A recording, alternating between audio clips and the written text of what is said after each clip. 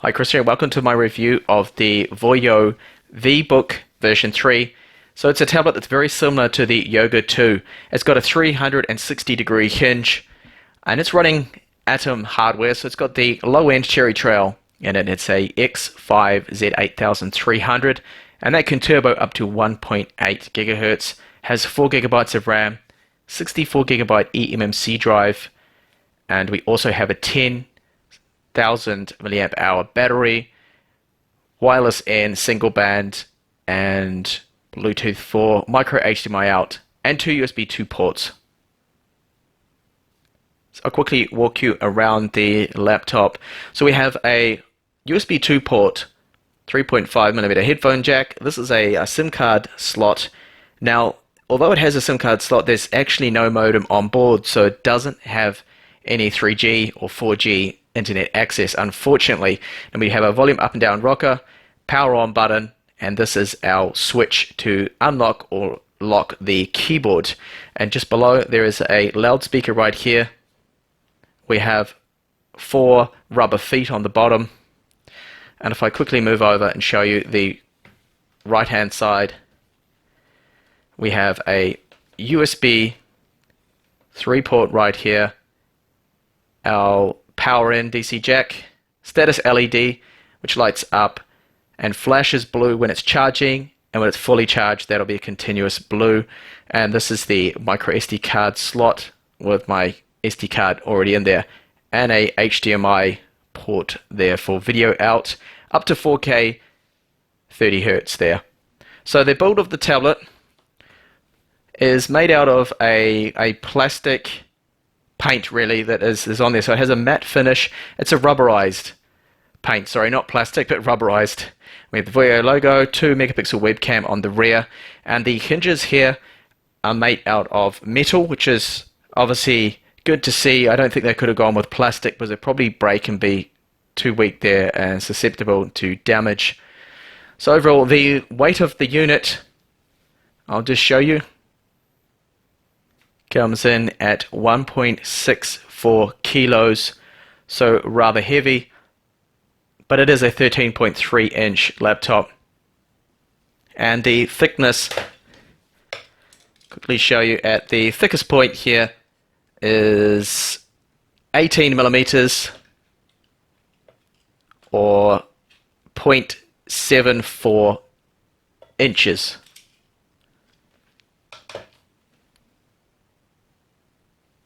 So opening the tablet up is a two-handed affair. You can't actually do it one-handed. There is, I think, a magnet within the lid that helps keep it closed. But just trying to open it up with one hand, you can't actually do that. So you need 2 hands there to open that right up.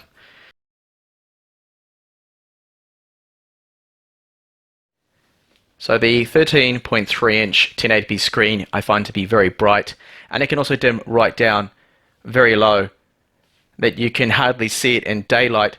Now I haven't tested sunlight visibility, but I don't imagine it to be that good because it's not a fully laminated display and it does come with a screen protector on it. But at 100% I find it to be one of the brightest 1080p screens I've looked at for a while, at least on a Chinese laptop or tablet.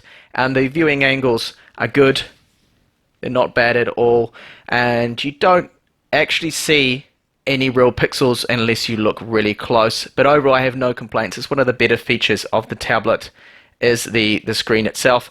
And I almost forgot to mention there is a 2 megapixel camera, front facing camera there, which offers average quality. It's okay, both of the cameras, for basic things like Skype video chat. It's alright. Now there's a couple of things that I've noticed with the screen. When it's running at 100% or 0%, it does not emit any noise whatsoever, but I've noticed just like on the OBook 11, as soon as you put the brightness onto 25%, 50% or 70%, it will emit a high-pitched noise in this region around here. Now I'm not too sure what that's something to do with the power output of the LCD screen, but it's not good and it's an annoying noise that I don't like. It might not actually be a problem for some people that might not even be able to hear it. It's a very high-pitched noise and it does bother me somewhat. Now the keyboard is nice and large and it does have spaced out keys. and they are the individual style. Now I find that the depth of travel with the keys is okay. Typing experience on it is average, because if you do accidentally do a bit of a mistype, you hit the plastic in the middle, and because the keys sink down so much, it can be quite uncomfortable, and it stops you dead in your tracks with your typing when you hit that. So you need some time to adjust to this keyboard, definitely. I've noticed that coming from my Surface Type Cover 4. Now the trackpad is large, and it actually works quite well. It does have hardware left and right mouse buttons. It does support gestures, and there also are status LEDs for things like caps lock, scroll lock, and you can disable the trackpad. So you do have function and disable the trackpad there. Overall, the experience with the keyboard, I would say, is average. I've definitely typed on worse, but I have definitely experienced better keyboards than that. And just to compare it with my Type Cover 4, you see the trackpad is almost the same size, and the keys offer similar sized keys to that of Microsoft's solution here, and the travel is actually about the same, so you don't get a huge amount of travel, but overall it can be a little annoying because the keys are raised up more. I've noticed there's a bit of flex, and what happens is just around between F and L, it's raised up a little bit there, the plastic in the middle, causing sometimes, I think, some of those issues I'm explaining here with typing on it, that it can sometimes be a little bit annoying, and there's that flex there, but it's not really that bad. Overall, the build quality of the tablet, for the price, I paid $232 for this one, I think is quite good, and not really that of the category. It seems like it's more towards a laptop that would be twice this cost. The build quality of it is quite good. The screen closes down really nicely. The hinge works well. I'll demonstrate that now. So you can flip it right around into tent mode, or presentation mode, I think.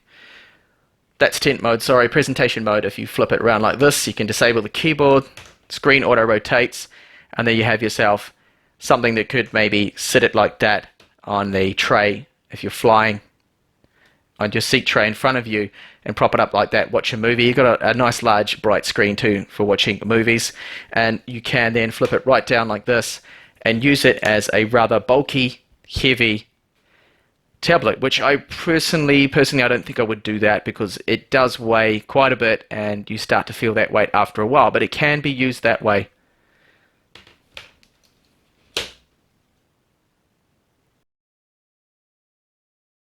Now, to quickly demonstrate how these speakers sound, what I've done, I've found that if you disable the equalizer within the sound properties, the speakers sound a lot better, but they sound exactly like the Onda iBook 11 speakers, so there must be the exact same hardware there.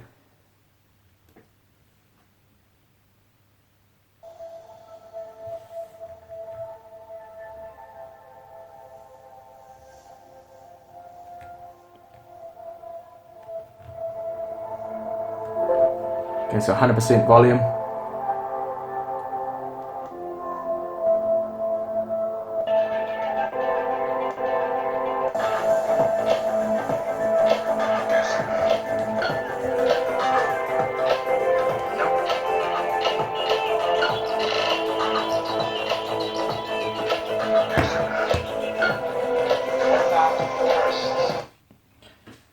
So they don't sound too bad. They do have a bit of actual bass to them, a tiny little bit. Now compare that to a premium tablet, which is the Microsoft Surface Pro 4, as you can hear how that sounds.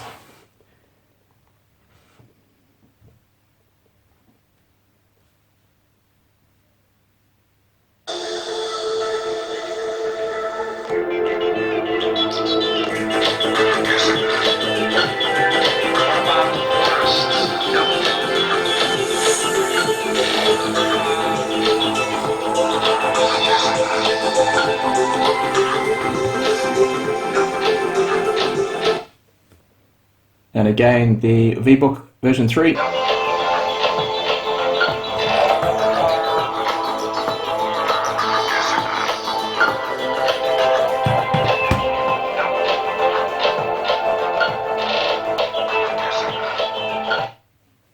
Now if I put the screens side by side, you can see that the surface is on full brightness, and I will adjust and change the iBook actually is on full brightness as well, so you can see hopefully right there that the screens, the brightness isn't actually that bad on the vBook version 3.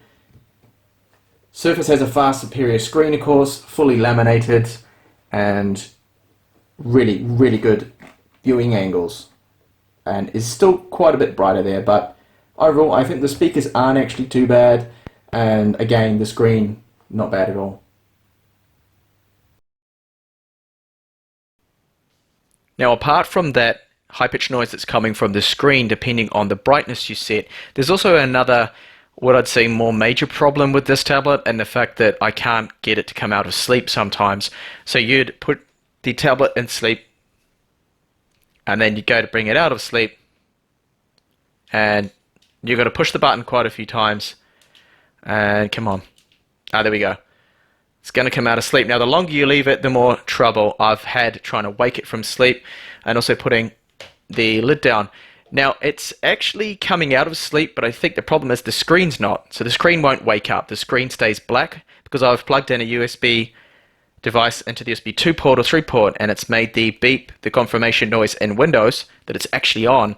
Well, then later on, the screen is gone completely, but it's performing and behaving itself at the moment, probably because I'm just recording, but there are some power on issues. It probably needs a BIOS update there. Now the other problem I do have too is the USB 3 port doesn't want to work. It's not playing ball with 1TB 2.5-inch drives. So just to demonstrate, plug in my USB 3 external hard drive.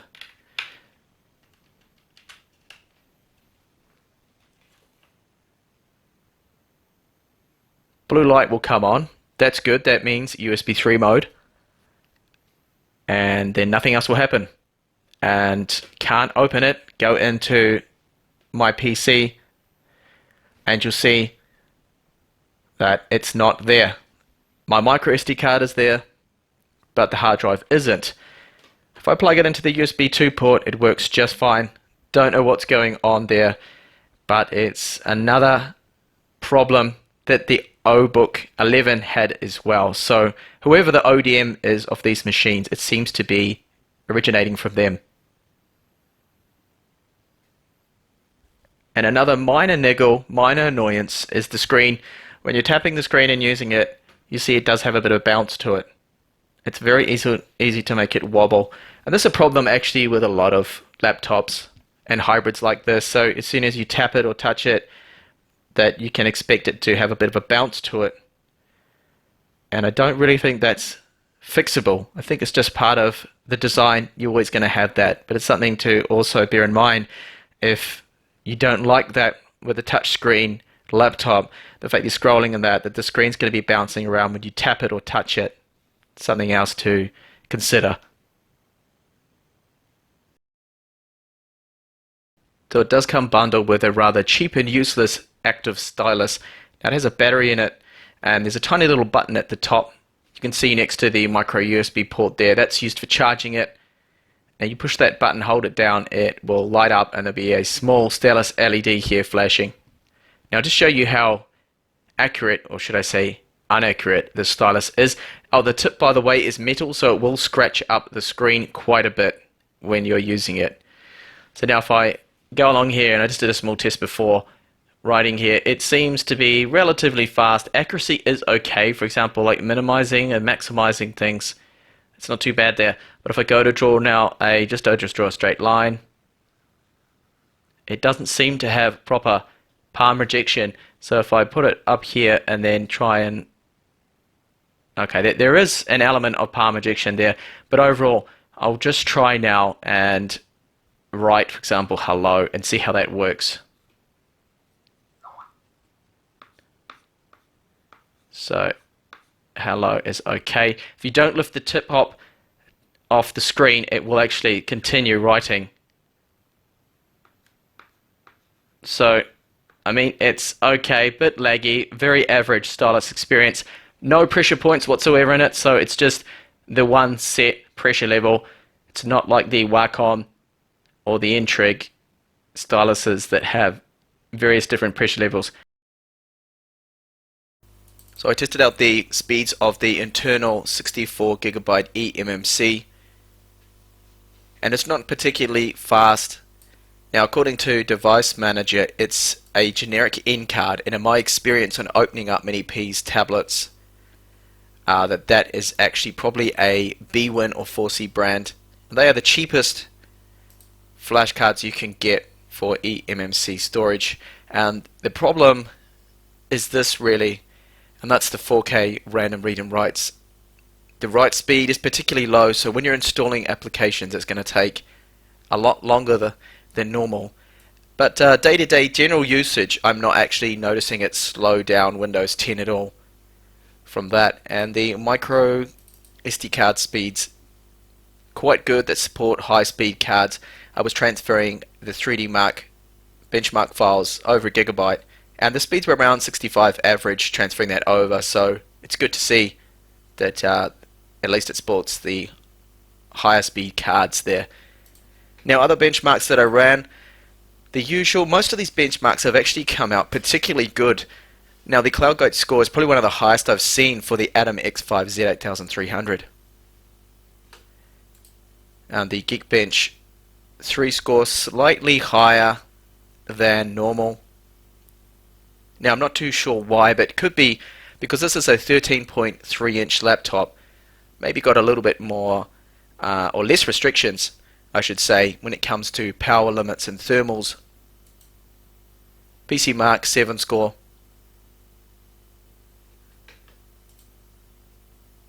And the Ice Storm 1.2 score, quite a high score again for this chipset. And 3D Mark 11, okay, P338 is a low score. If you're comparing that to a desktop, this is very low and really not at all good when it comes to frame rates. Super slow, but why run 3D Mark 11? It's just to push the systems as hard as I can, and we'll see with the thermals that I've been running in the background now for a couple of hours. It got up to 81 degrees, and I have been actually testing out some games, and 81 degrees is quite hot. So no thermal throttling though, according to HW Info, but it's not far away. I mean, it's only, TJ Maxx is only 9 degrees off, but it doesn't seem to exceed 81 degrees. That's as far as it seems to get during my time at benchmarking it. Now, another thing too is battery life. I have been gaming and things, so that my battery estimation here is just a very rough estimate. You're looking between 4.5 and 5 hours. Now, I've been running the screen brightness at 50%, and if you run the screen brightness lower, I imagine you'll probably get 30 minutes to 45 minutes more. It is a large 1080p display, so it's the main consumer, of course, of battery. It's going to be the screen there. But if you do lower, yeah, maybe if you even run it right down on 0%, you can chop that right down to 0%. You might get a little more. If you're gaming, you're probably only looking about 3 hours. Overall, I do find that the battery life is quite disappointing. I was hoping with the 10,000 milliamp hour battery that it has in there, that would at least get around 6 or 7 hours, but it seems we're never going to be able to get up to that kind of battery life on this particular model here. So I wanted to run a quick test here with streaming 4K, and I've just been streaming a video. It's running in 4K, and have a look just how well it handles it, and also bring up the device manager to see how well the CPU's coping. Now, if you try and do this in Chrome, it'll just run very choppy, very slow. Chrome runs horrible on this hardware. So on these Atoms, Chrome and Windows 10 with an Atom, it's not good. And neither is Firefox really. Firefox 2 is a lot slower. So we had a few more drop frames there just with me bringing up the device manager. Just wanted to have a look at the CPU load. So It's around 70%, 70-80% when watching 4K. And it is capable of outputting 4K via the HDMI, but only at 30 Hz is the maximum that the Cherry Trails can do. Now the Bay Trail couldn't even go past 1080p, so it is a bit of a step up there, which is good to see that. Now I'm just going to load up techtablets.com and have a look at web performance.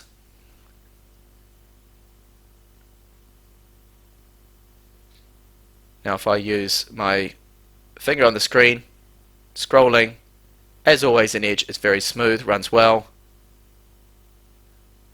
No real issues there, and now I'll just load up this Redmi Note 3 Pro review. Pops in quite quick. Now it's a little slower here because there are 3 YouTube videos embedded within this page. So you see now, there we go, it's paying a little bit of catch up there, and all those images too. So there are the 2 videos. So I'll just run one of these at the same time.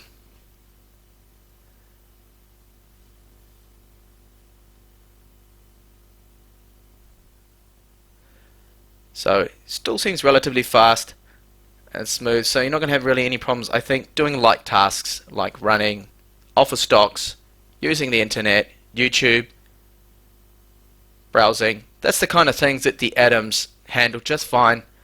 And of course a little bit of light gaming depending on the titles you're running. Older games should run, I mean old games should run just fine. So overall the browser experience with Edge is good.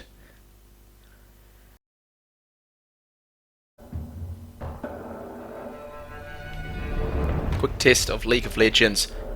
Okay, I'm going to run a bot game, so I'm going to have 2 other bots on the enemy team and another bot helping me out, and see how that performs. First in 1080p.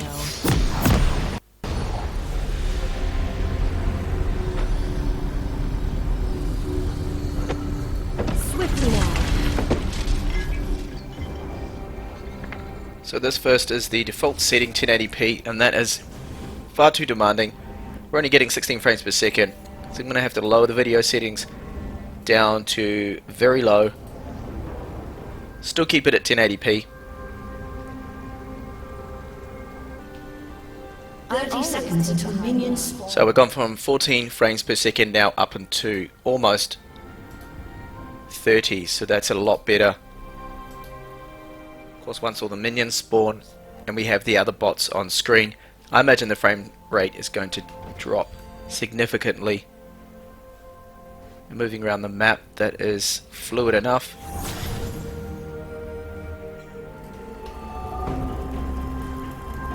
United, we are stronger. And now with bots on screen, frame rate has dropped a little here. Down to 17 frames per second. So not really good here. I'm going to have to lower the resolution now. Drop it down to something like 1366 by 768.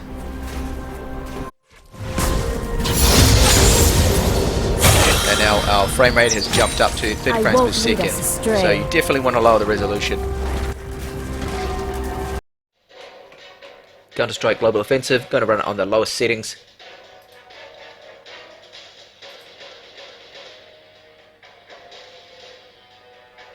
And play the Dust 2 map.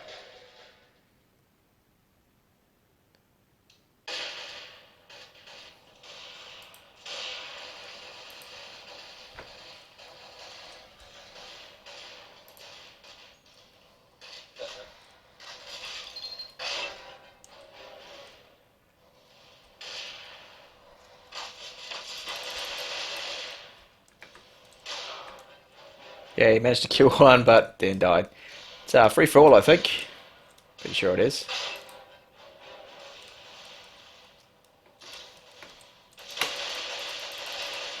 Yay, killed another.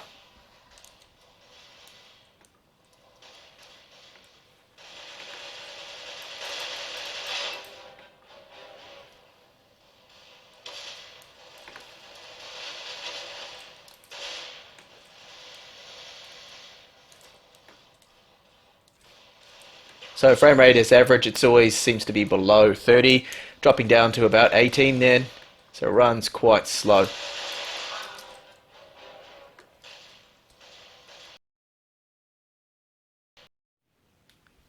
So overall, my pros and cons of the tablet. I'll start out with the pros. Performance-wise, for an Atom X Z8300, it performs quite well and probably one of the highest when it comes to benchmarks. The eMMC, as we've seen, those speeds there, especially the 4K write, are quite low. It's a crappy Bwin or 4C brand eMMC, so they've gone cheap on the storage. And the other problems, well, powering on's the major one, and getting out of sleep. If they can fix that sleep bug, and they can fix that high-pitched noise coming out of the screen, then you've got yourself a reasonably well-built Yoga 2 clone. It's not entirely bad. The keyboard, trackpad's good. Keyboard takes a little while to use to, but I think it's okay for what it is. Again, considering, yeah, really the price range of this particular device. And then the USB 3 port.